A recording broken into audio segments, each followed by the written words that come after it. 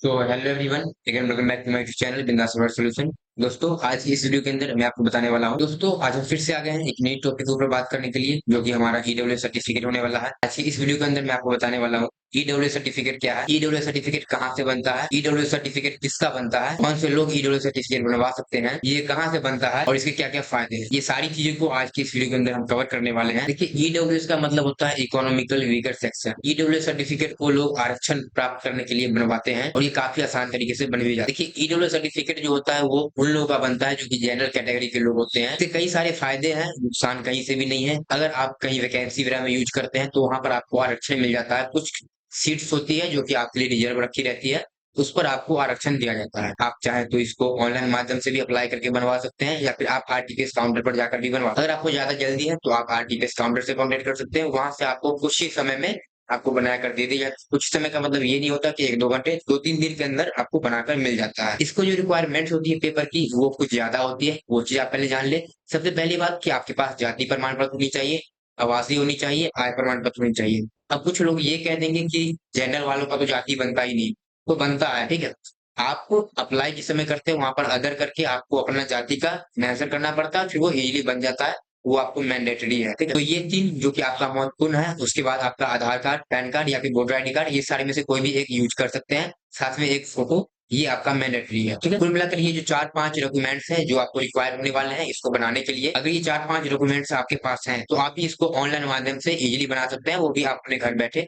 कैसे बनाना है, चलिए अपने लैपटॉप के स्क्रीन पर। इसको बनाने के लिए आपको क्या करना होगा, अपने फोन या लैपटॉप, कोई इशू नहीं है, आप कोई भी यूज कर सकते हैं। अगर आप फोन करते हैं तो फोन को भी यूज कर सकते हैं। आप फोन या लैपटॉप के किसी भी ब्राउजर को ओपन कर लेना है। ओपन करने के साथ आपको सर्च बार में आकर के सर्च करना पड़ेगा आरटीपीएस। आरटीपीएस, आरटीपीएस लिख करके आपको सर्च कर देना है, और कुछ नहीं लिखना, ठीक है। आरटीपीएस लिखकर सर्च करते हैं।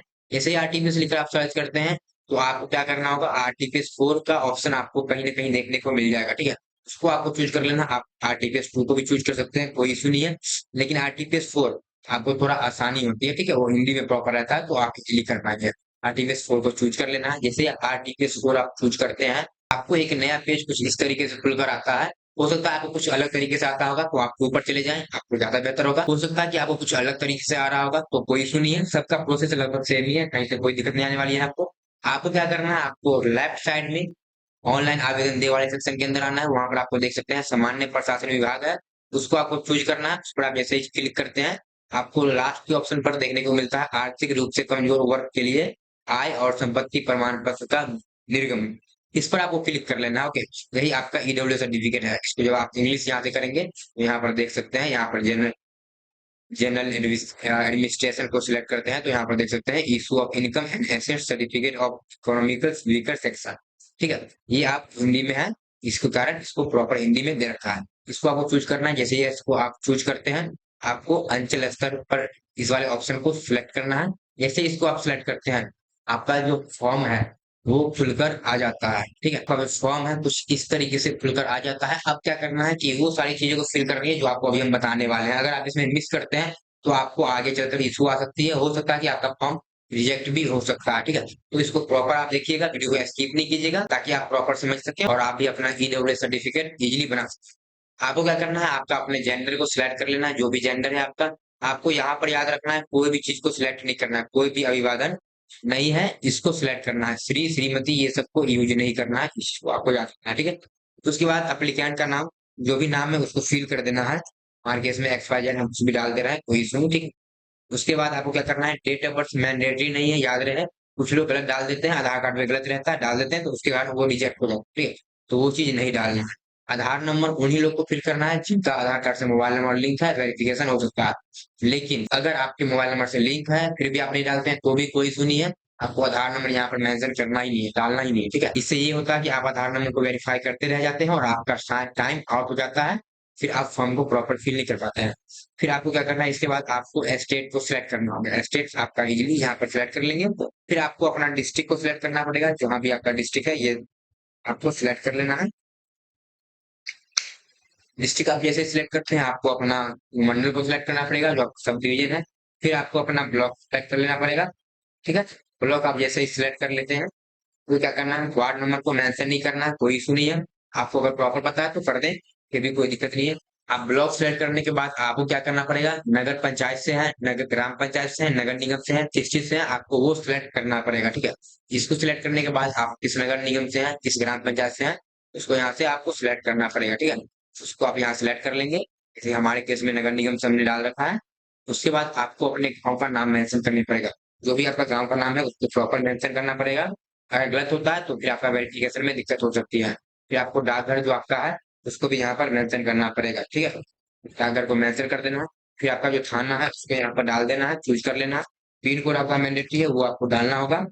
उसके बाद ये होल्डिंग नंबर, सर्किल नंबर, ये दोनों को आपको छोड़ देना है, ये दोनों की जरूरत नहीं है। उसके बाद आपको ये चूज कर लेना है, आप केंद्र सरकार से करना चाह रहे हैं या फिर बिहार सरकार से करना चाहते हैं। तो ये आपको यहाँ पर से इसको अच्छे से पढ़ लेना है। अगर आप केंद्र सरकार से चाहते हैं तो आपको कौ सिलेक्ट करना है, अगर आप बिहार सरकार से करना चाहते हैं तो आपको खौ सिलेक्ट करना है। ठीक है? आपको जो रिक्वायर है उसको आप सिलेक्ट कर सकते हैं, कोई इशू नहीं है। देखो, जनरली केस में आपका बिहार के लिए ये होता है, उसको आपको सिलेक्ट कर लेना है। फिर आपको यहाँ से अपना जाति सिलेक्ट करना पड़ेगा, जैसे ये सारे जाति हैं जो इसके अंतर्गत आते हैं। ठीक है, अगर आप जनरल में आते हैं उसके बावजूद भी यहाँ पर आपका जाति मेंशन नहीं है तो आप अदर करके यहाँ पर अपना जाति का नाम मेंशन कर देंगे। ठीक है, उसके बाद क्या करना है, आपको अपने पापा का नाम डाल देना है, एक्स वाई जेड जो भी पापा का नाम होता है उसको आपको डाल देना है। फिर मदर का नाम जो भी है उसको प्रॉपर फिल कर देना है, याद रहे। जैसे ही आप यहाँ पर इंग्लिश लिखते हैं इस साइड आपका हिंदी हो रहा है। ठीक है, अगर हिंदी आपका गलत हो रहा है तो उसको आप सही कर लें, आप इजीली इसको यहाँ से एडिट कर सकते हैं। ठीक है, यहाँ से आप इजीली इसको एडिट कर सकते हैं, कोई इशू नहीं है। ठीक है, उसके बाद अगर आप महिला का बना रहे हैं तो हस्बैंड का नाम डालना पड़ेगा। उसके बाद आपको यहाँ पर एक मोबाइल नंबर को फिल कर देना है, इसके ऊपर आपका एसएमएस आने वाला है बनने के बाद। ठीक है, तो वो मोबाइल नंबर कोई भी हो सकता है, यहाँ पर मोबाइल नंबर को डाल देना है। ईमेल आईडी मैंडेटरी नहीं है, इसको छोड़ देना है। ठीक है, यहाँ पर देखिए मोबाइल नंबर मैंडेटरी नहीं है लेकिन फिर भी डाल देना है, कोई एक को डालना पड़ता है। ठीक है, लेकिन फिर भी आप मोबाइल नंबर डाल दें, ईमेल आईडी को छोड़ दें। फिर आपका यहाँ पर फैमिली का जो प्रॉपर इनकम है, कितना इनकम है वो आपको मेंशन करना पड़ेगा। देखिए इसमें 1.5 लाख डाल देते हैं यहाँ से। ठीक है, 1.5 लाख यहाँ पर डाल दिए। अब क्या करना है, कैंडिडेट का एक फोटो को अपलोड कर देना है, जो भी फोटो है जहाँ भी, उसको फोटो को यहाँ पर सिलेक्ट कर लेना है और अपलोड कर देना। ठीक है, कैंडिडेट का फोटो को अपलोड कर देना। फोटो का साइज आपका 200 केबी से अंदर का होना चाहिए, जो कि यहाँ पर डायरेक्ट मेंशन कर रहा है। फोटो अपलोड करने के बाद आपको यहाँ से डिक्लेरेशन को एग्री करना पड़ेगा, फिर आपको यहाँ पर कैप्चा को फिल करना पड़ेगा। कैप्चा फिल करने के साथ तो सबमिट वाले ऑप्शन पर क्लिक करना है। जैसे ही आप सबमिट पर क्लिक करते हैं आपको वार्निंग दे देता है सभी चीज को जांच करने के लिए। आपका सब चीज सही है तो आपको ओके कर देना है, नहीं तो आप कैंसिल करके एडिट कर सकते हैं। ठीक है, तो सही चीज है तो ओके कर दें। जैसे ही ओके पर क्लिक करते हैं आपका एक न्यू पेज खुलकर आ जाता है, जो कि इस तरीके से रहता है। यहाँ पर आप एक बार चेकआउट कर लें। हम यहाँ पर सारी चीज की डिटेल्स रॉन्ग फिल कर रखे हैं ताकि किसी को कोई इशू ना हो, किसी का पर्सनल डिटेल्स शेयर नहीं कर सकते इसको लेकर। ठीक है, प्रॉपर आपको समझ में आ सके इसलिए आपको क्या करना है, सभी चीजों को डिटेल्स को चेक कर लेना है, अपना प्रॉपर फिल करना है। फिर आपको अगर कुछ गलत लग रहा है एडिट वाले ऑप्शन पर क्लिक करके आप एडिट कर सकते हैं, और नहीं तो आप अटैच इन एक्सेल पर क्लिक कर लें। क्लिक करने के साथ आपको क्या करना पड़ेगा, यहाँ से आपको अपना डॉक्यूमेंट को अपलोड करना है। यहाँ पर देखिए आपको मेंशन किया हुआ है आधार कार्ड, मनरेगा कार्ड, बहुत सारे ऑप्शन है, लेकिन आधार कार्ड के साथ आपको क्या है कि जाति, आवासीय आय, ये तीनों चीज को भी अटैच करके लगा देना है। ठीक है, इस चीज को आपको याद रखना है। अगर ये चीज नहीं लगाते हैं तो आपको क्या करना पड़ेगा, जाति, आवासीय आय तीनों लेकर के ब्लॉक पर जाना पड़ेगा वहां जमा करने के लिए, तो फिर आपको इशू आ सकती है। उससे बेहतर है कि आप इसके साथ अटैच कर दें तो फिर आपका बन के आ जाएगा। ठीक है, फिर आपको उस चीज को जहाँ पर अटैच करके रखे हुए हैं उसको यहाँ पर से सिलेक्ट कर लेना है और फिर उसको अपलोड करना होगा। फाइल अटैच करने के बाद आपको 7 एक्सेल पर क्लिक कर देना है। जैसे ही आप 7 एक्सेल पर क्लिक करते हैं आपको फाइनल सबमिट का ऑप्शन दिखता है, सबमिट पर आपको क्लिक करना है। जैसे ही आप सबमिट पर क्लिक करते हैं आपका फाइनल सबमिट हो चुका है। अब आपको एक्सपर्ट टू पीडीएफ पर क्लिक कर देना है, ये आपका ऑटोमेटिक यहाँ से डाउनलोड, ये आपका रेफरेंस नंबर यहाँ पर देखने को मिल जाता है। ठीक है, यहाँ पर आप देख सकते हैं रेफरेंस नंबर देखने को मिल जाता है। ये पीडीएफ को आपको रख लेना है, ये आपको डाउनलोड करने के समय में काम देने वाला है, इसको आपको याद रखना है। और ये आपका अप्रोक्सीमेट 15 से 20 दिन के आसपास टाइम ले लेते हैं बनने में, कभी कभी 25 दिन तक ले लेते हैं। अगर आपको ज्यादा जल्दी जरूरी है वो आप एक बार अपने नजदीकी जो आपका प्रखंड है वहां पर जाके विजिट कर लें। वहां पर आप जाएंगे उन्हें सारी चीजें बताएंगे, हमें ऐसे ऐसे काम है, थोड़ा जल्दी जरूरी है, तो वो आपका काम कर देंगे, कहीं से कोई इशू आने वाली नहीं है। और क्या होप की छोटी सी वीडियो आपको काफी इन्फॉर्मेटिव लगी होगी। अगर इन्फॉर्मेटिव लगी है तो वीडियो को लाइक करके सब्सक्राइब कर लीजिए। फिर से मिलते हैं नेक्स्ट डे नेक्स्ट वीडियो के साथ। वीडियो देखने के लिए धन्यवाद।